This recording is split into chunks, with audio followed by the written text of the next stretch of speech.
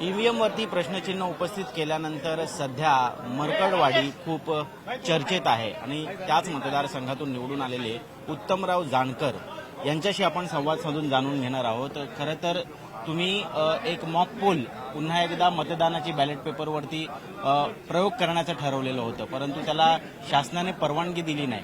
काय झालं नेमकं?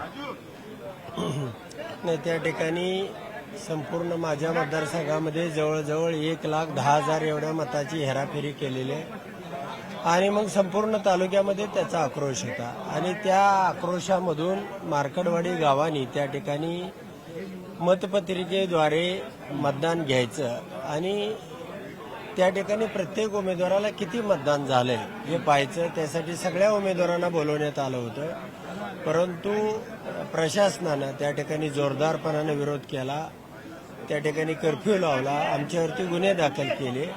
मग रात्री IBN लोकमतवरती बडे मुद्देच्या माध्यमातून त्या ठिकाणी आमची आणि समोरचे उमेदवार जे राम सातपुते होते यांच्यामध्ये चर्चा झाली आणि त्या चर्चेमध्ये असं ठरलेलं आहे की राम सातपुते आणि आम्ही दोघांनी मिळून निवडणूक आयोगाकडे जायचं, मी राजीनामा द्यायचा आणि पराभूत उमेदवार आणि विजयी उमेदवार या दोघांचीही मागणी आहे की बॅलेट पेपरवरती मतदान घ्या, पुन्हा अख्ख्या मतदारसंघात पुन्हा मतदारसंघामध्ये मतदान घ्या। त्यासाठी या देशामध्ये राज्यामध्ये जे ईव्हीएम वरती संशय आहे तो संशय निघून जाईल आणि यावरती पडदा कायमस्वरूपी पडेल। देशभरामध्ये हा मुद्दा पुन्हा चर्चेला येणार नाही।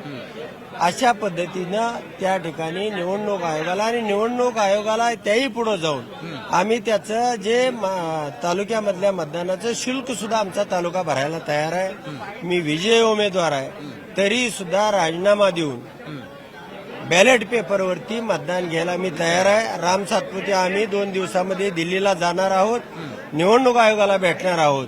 त्यांनी तसं रात्री सगळ्या महाराष्ट्रासमोर टीव्हीच्या माध्यमातून वचन दिलेलं आहे आणि त्या पद्धतीनं राहुल गांधींना सुद्धा लॉंग मार्च त्या ठिकाणाहून काढणार आहेत। आम्हाला हीच माहिती मिळाली की शरद पवार, राहुल गांधी हे सुद्धा मार्केटवाडीमध्ये येणार आहेत। काय तथ्य आहे? शरद पवार उद्या येणार आहेत आणि राहुल गांधींना सुद्धा लॉंग मार्च करण्याची गरज पडणार नाही। आम्हाला जर निवडणूक आयोगाकडे आम्ही दोन्ही उमेदवार जे पराभूत आहेत, विजयी आहेत आणि आम्हा दोघांचीही मागणी जर बॅलेटवरती असेल तर त्या ठिकाणी निवडणूक आयोगाला हरकत असण्याचे कारण नाही। शिवाय शुल्काचा किंवा कर्मचाऱ्यांचा खर्च करायला आमचा तालुका तयार आहे।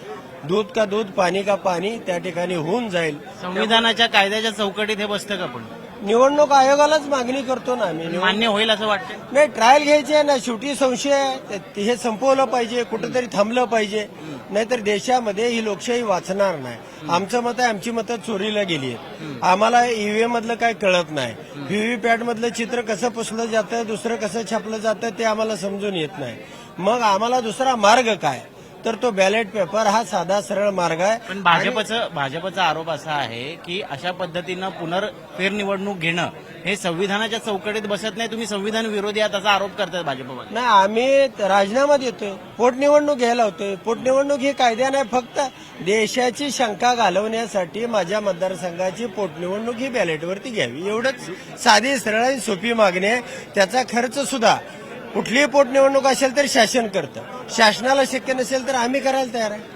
दुसरा एक मुद्दा उपस्थित होतो की वायनाडमधून मोठ्या मताधिक्याने ईव्हीएमवरच प्रियंका गांधी निवडून आल्या, तिथे ईव्हीएम मध्ये घोळ नाही का? नाही, घोळ कुठं करायचा कुठं नाही। या ठिकाणी हरियाणा सोडून दिलं, जम्मू काश्मीर, हरियाणामध्ये घोळ केला, जम्मू काश्मीर सोडून दिलं, महाराष्ट्रामध्ये महाराष्ट्र पकडला आणि झारखंड सोडून दिलं। त्यांना माहिती आहे कुठं काय करायचं कुठं काय नाही आणि त्या पद्धतीनं देशाला शंका येणार नाही, लोकांना शंका येणार नाही।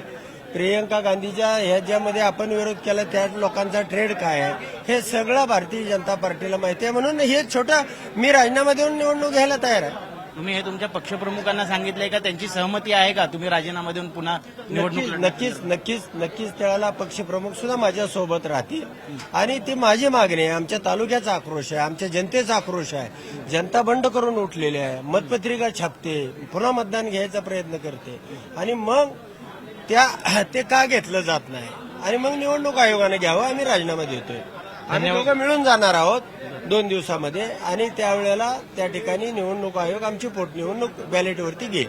धन्यवाद आमची बातचीत केल्याबद्दल. तर हे होते उत्तमराव जानकर, जे अजूनही ईव्हीएमवरती गंभीर प्रश्न उपस्थित करतायत आणि राजीनामा देऊन फेर निवडणुकीसाठी तयारी असल्याचं ते सांगतात. कॅमेरा पर्सन महेश मोरे सोबत मी ऋत्विक भालेकर, मुंबई तक.